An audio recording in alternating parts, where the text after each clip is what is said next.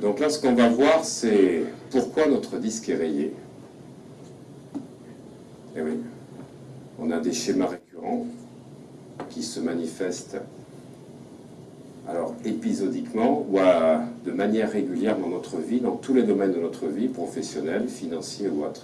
Il y a des domaines dans lesquels on reproduit les mêmes situations, on rencontre les mêmes personnes, on a les mêmes événements, et tout ceci, on ne peut rien y faire parce que c'est dans l'inconscient, c'est dans la fameuse boîte noire.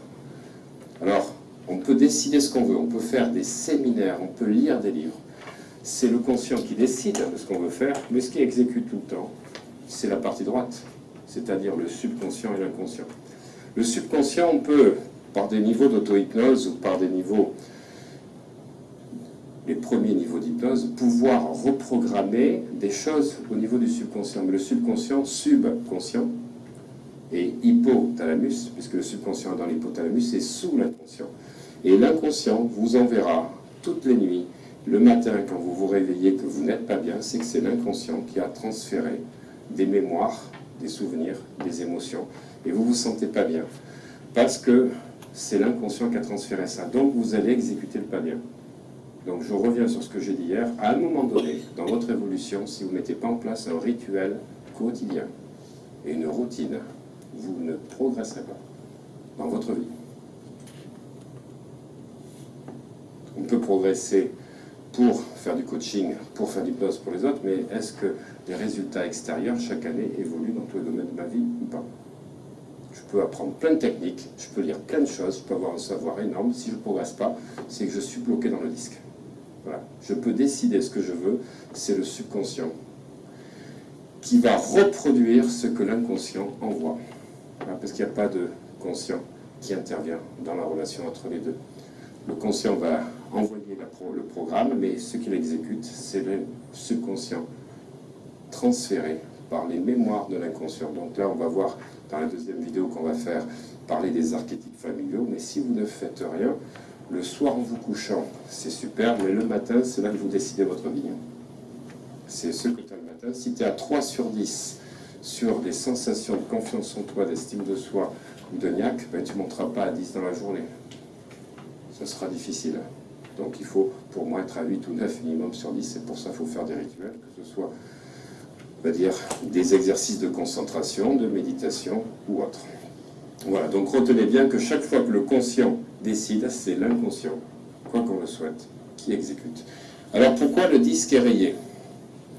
Le disque est rayé parce qu'on a un premier mécanisme qui est extraordinaire, c'est l'identification.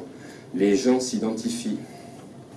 Tiens, je suis de Reims, hein, je suis italien, je suis grand, je suis un homme, je suis une femme, je suis pharmacien, je suis thérapeute, je suis gendarme, je suis... À chaque fois, le je identifie. Donc tout ce que vous dites quand vous présentez, ben, vous êtes en train de modifier votre perception, et c'est à travers cette identification que ça va rythmer nos succès, nos échecs, ou nous rendre forts ou faibles. Chaque fois que vous dites « je suis » ou « j'ai ça », vous êtes dans une identification, et c'est l'identification qui va nous bloquer. Tous nos échecs et nos succès viennent de nos identifications. Donc si vous voulez changer, il faut se désidentifier. Plus on va se désidentifier, plus on va pouvoir changer. Mais c'est la façon dont on se considère, je suis riche, je suis pauvre, j'ai ci, j'ai là, ben c'est figé. Le système réticulaire activateur ascendant va exécuter en permanence ce à quoi vous êtes identifié.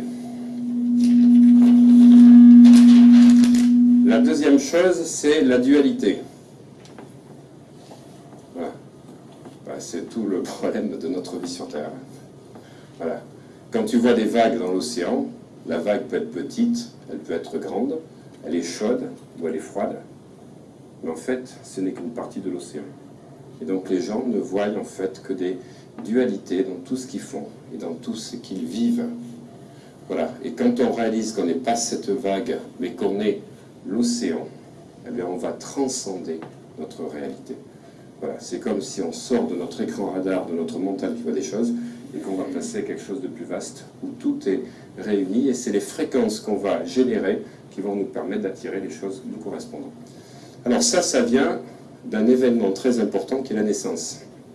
À la naissance, l'expulsion placentaire est très douloureuse. Tous les psychologues, tous les chercheurs en parlent. À la naissance, le fait de sortir du ventre maternel de la mère et de rencontrer l'extérieur sous une forme violente, avec une température qui est différente, des fois c'est en plein hiver, on était à 37 degrés, les cris, tout ce qui se passe, ça crée quelque chose qui va être ancré dans le disque noir, dans l'hippocampe, qui est cette douleur qui va créer une énorme peur. Et toute notre vie est rythmée par des peurs. La peur principale, c'est ce qui se passe quand on rencontre le monde extérieur. Et ensuite, on va avoir une culpabilité, c'est-à-dire que tout notre système, que ce soit l'éducation, que ce soit toutes les valeurs qu'on diffuse, qu'on soit en Occident chez les chrétiens, c'est la faute du péché originel, donc c'est quelque chose qui est véhiculé depuis des temps anciens dans l'inconscient collectif. Chez les juifs, c'est la chute de l'homme. Chez les orientaux, c'est le karma. On a une culpabilité. Et toutes, je dirais, ces deux notions, peur et culpabilité, vont en fait nous conditionner pour tout le restant de notre vie. Et en fait, pour nous protéger de cet enfant vulnérable, c'est le mécanisme de l'ego qui va nous protéger. Pour nous protéger de cette peur et de cette culpabilité, on va mettre plein d'armures. Et toutes ces strates inconscientes vont se bâtir.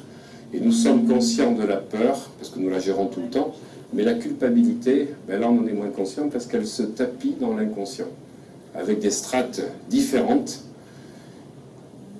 Et c'est cette peur et cette culpabilité qui vont créer à la fois des auto-limitations, des auto-sabotages et des autodestructions. Voilà, la base de notre inconscient, c'est peur et culpabilité. Donc la première chose, ça va être de travailler la confiance en soi et les choses par rapport au regard des autres. Voilà, c'est la première étape, confiance en soi et le regard des autres qui ne doit plus nous affecter. La deuxième chose, c'est l'estime de soi. Et je vais revenir sur ce qu'on a fait hier, qui va permettre de faire ces deux étapes. Donc pour se protéger de cette souffrance, eh bien, le cerveau va nous faire vivre en permanence la dualité. Voilà, donc nous reproduisons les mêmes scénarios de vie à cause de ces couches qu'a construit notre inconscient. Ça fait donc une armure, et les gens ne pourront pas avoir de relations harmonieuses, sentimentales, leur vie de couple ou autre, si on ne fond pas l'armure. Tant qu'on a des armures, on va rencontrer que des gens qui ont des armures. Donc si on veut vivre des choses pleines, il ne faut plus avoir d'armure. Donc c'est tout le travail qu'on a à faire si on veut vraiment arriver à une autre émancipation de notre être. Je laisserai les paperboards tout à l'heure. Voilà, je ferai le second suivant. Voilà, donc le travail qu'on a fait du rêve éveillé hier, c'est énorme parce qu'on va travailler l'estime de soi, on va travailler donc une autre vision de soi à travers ce nouveau regard. Et si vous modifiez l'angle de vue que vous vous portez sur vous-même, vous allez pouvoir changer de vie. Mais la première chose, c'est confiance et regard des autres. Et après, c'est l'estime de soi.